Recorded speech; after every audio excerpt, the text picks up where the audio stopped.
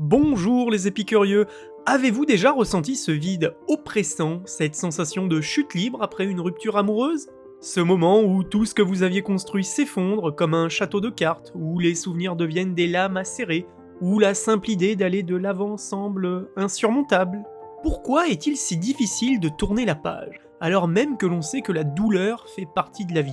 Et si cette épreuve, aussi brutale soit-elle, était en réalité une occasion de renaître, de se reconstruire plus fort, plus aligné avec soi-même? Mais par où commencer quand tout semble perdu? Et voilà aujourd'hui ce que nous allons explorer ensemble. Maintenant que nous avons évoqué les raisons qui ont participé à la rupture de ton couple dans la vidéo précédente, voyons désormais sans attendre comment traverser cette période avec quelques conseils. Et reste bien jusqu'au bout de la vidéo, tu vas voir, certains conseils sont assez surprenants. Et sans plus attendre, passons au conseil numéro 1, accepter que certaines différences soient insurmontables. Accepter que certaines différences soient insurmontables, c'est reconnaître malgré l'amour ou les efforts certains désaccords profonds sur des valeurs, des projets ou des visions de vie ne peuvent être résolus.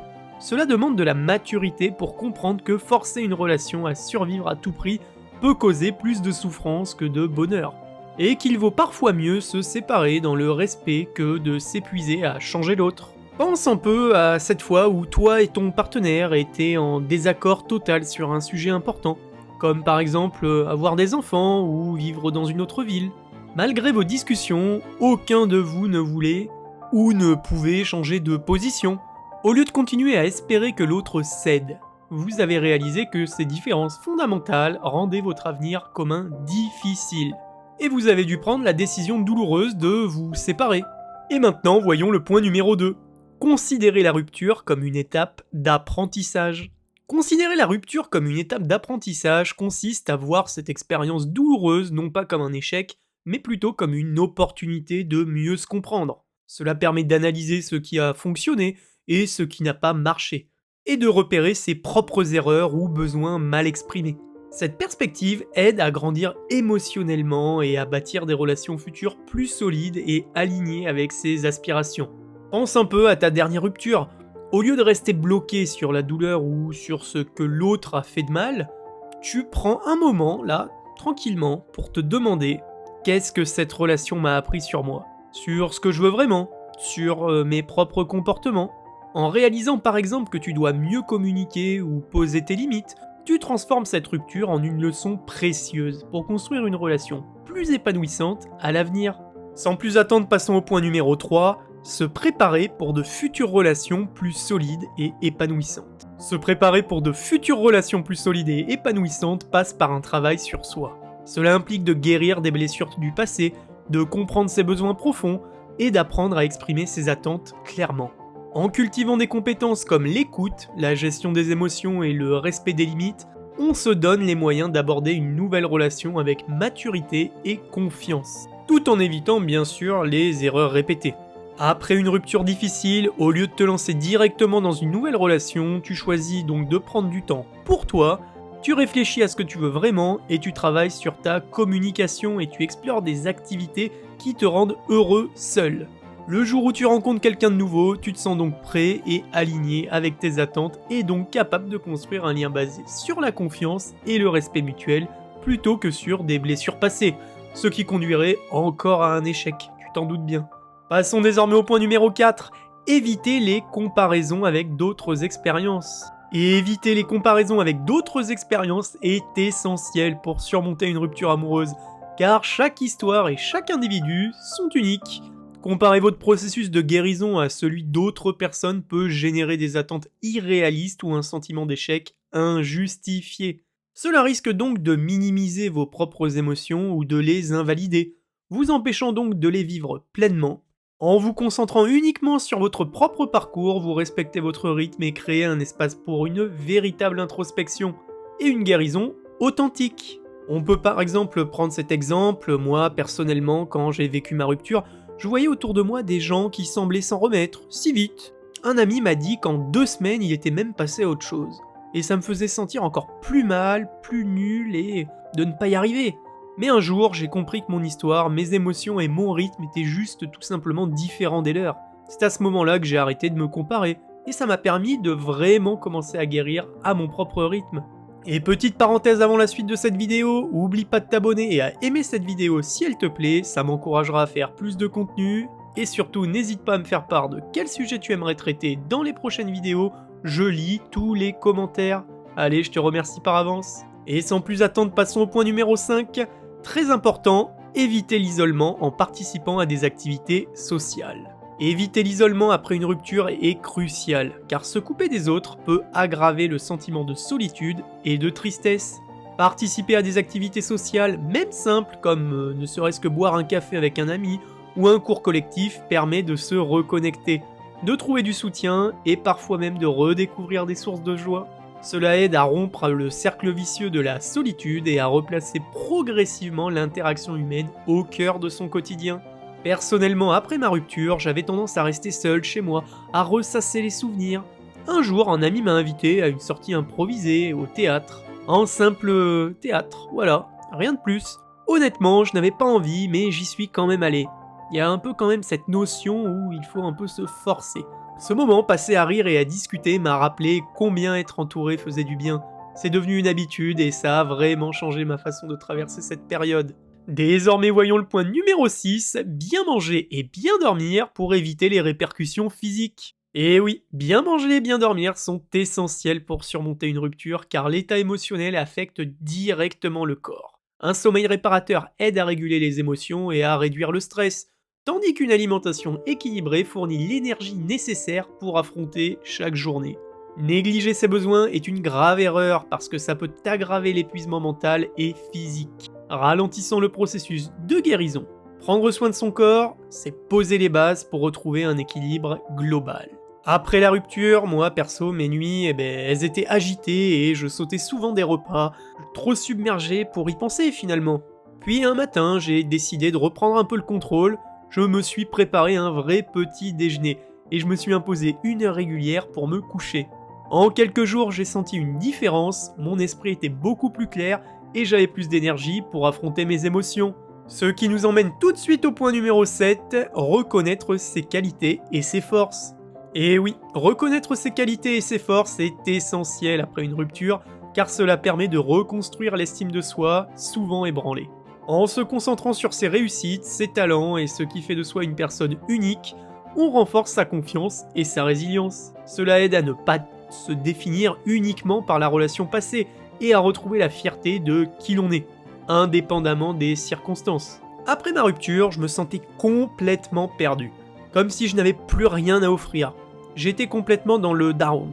Un jour, j'ai fait une liste de mes qualités, même les petites choses, comme ma créativité, ma capacité à écouter et mon humour. Ça m'a aidé à réaliser que j'avais encore beaucoup de valeur, même sans cette relation, et que ces forces étaient toujours là pour m'aider à avancer.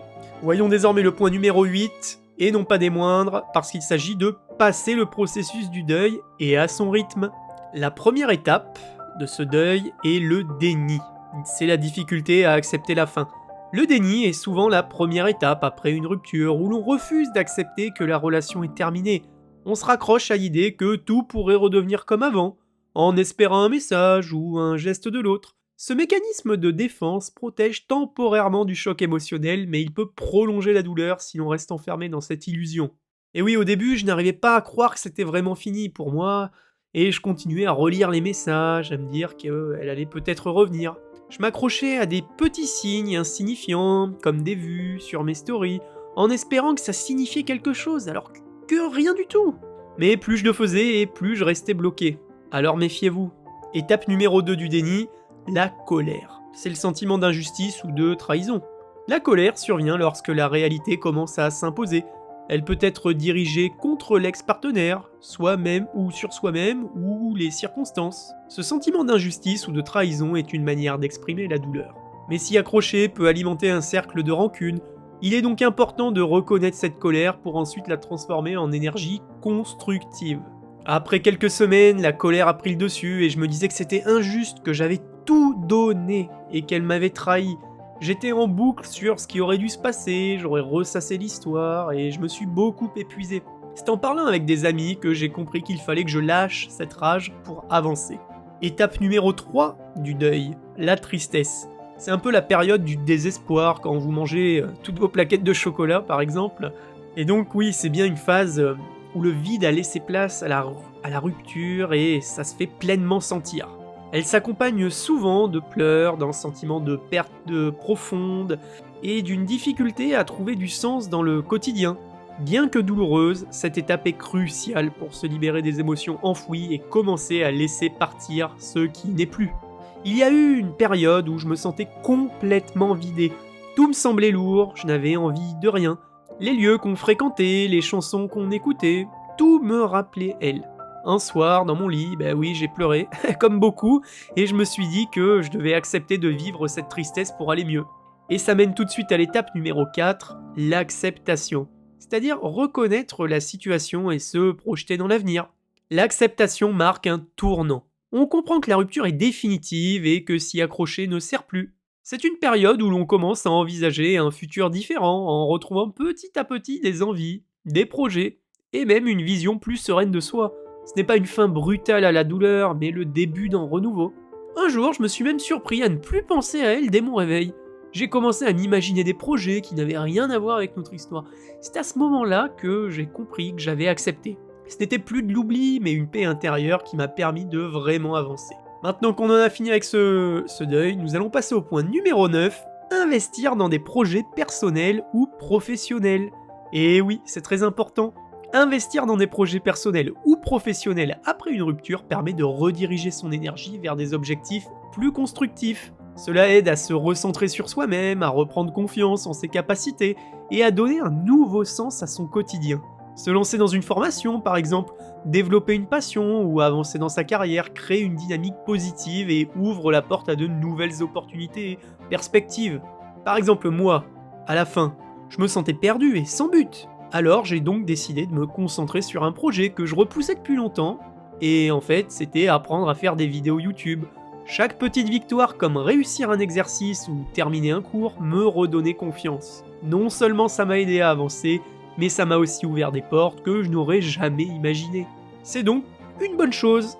Et ça nous emmène tout de suite au point numéro 13, apprendre des erreurs ou des difficultés rencontrées. Et oui, apprendre des erreurs ou des difficultés rencontrées dans une relation passée est essentiel pour évoluer. Cela permet d'identifier ce qui n'a pas fonctionné, que ce soit dans sa propre attitude ou dans la dynamique de couple. En reconnaissant ces aspects, on évite de reproduire les mêmes schémas et on se prépare à bâtir des relations futures plus saines, basées sur une meilleure compréhension de soi et de ses besoins. Personnellement, j'ai pris du recul pour analyser ce qui n'avait pas marché.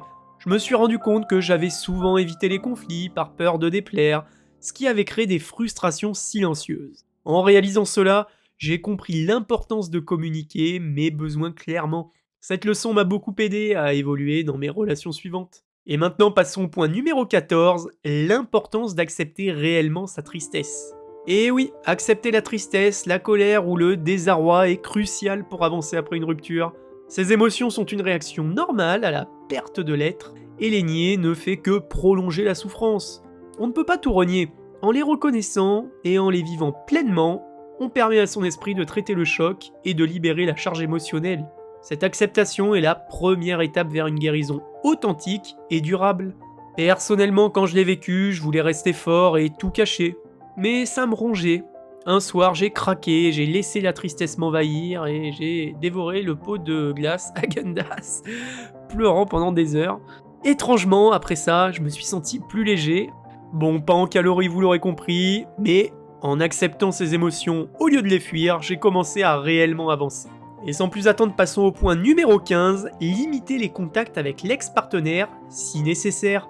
Limiter les contacts avec l'ex peut être crucial pour tourner la page. Chaque interaction, même amicale, peut raviver des émotions ou des espoirs non partagés, rendant la guérison plus difficile. Mettre une distance temporaire, que ce soit en évitant les messages ou les rencontres, permet de se recentrer sur soi et de reconstruire son équilibre émotionnel sans les influences de la relation passée. Personnellement, on continuait encore à s'écrire pensant qu'on allait rester amis, mais chaque message ravivait ma douleur et me bloquait. J'ai fini par lui expliquer que j'avais besoin de couper le contact un temps pour me retrouver. C'était dur au début, mais cette distance m'a vraiment aidé à avancer et à retrouver ma sérénité. Voyons désormais le point numéro 16, se rappeler qu'une rupture ne définit pas sa valeur personnelle. C'est très important ce point car se rappeler qu'une rupture ne définit pas sa valeur personnelle est donc crucial pour maintenir une bonne estime de soi. La fin d'une relation n'efface pas vos qualités, vos talents ou tout ce que vous avez accompli. Il est important de comprendre que la rupture résulte souvent de problèmes de compatibilité ou de circonstances extérieures, et non d'un défaut inhérent à votre personne. Vous n'y êtes pas forcément pour quelque chose. En gardant cela à l'esprit, vous pouvez avancer sans vous laisser submerger par des doutes sur votre valeur intrinsèque et votre culpabilité. Personnellement, après ma rupture, je me sentais inutile, comme si j'avais échoué en tant que personne. Mais en parlant à des amis, ils m'ont rappelé toutes les choses que j'avais accomplies et mes qualités qui n'avaient rien à voir avec cette relation. Ça m'a aidé à comprendre que la rupture ne me définissait pas et que j'avais encore énormément de valeur, même seul. Voyons désormais le point numéro 17, rechercher du soutien professionnel si nécessaire.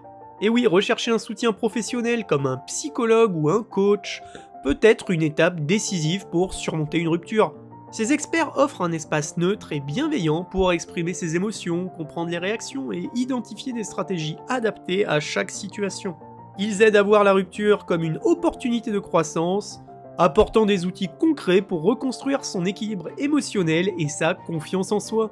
Personnellement, après des semaines à tourner en rond et à me sentir submergé, moi j'ai décidé d'aller consulter un psychologue et parler à quelqu'un d'extérieur qui ne me jugeait pas et m'aider à mettre des mots sur ce que je ressentais.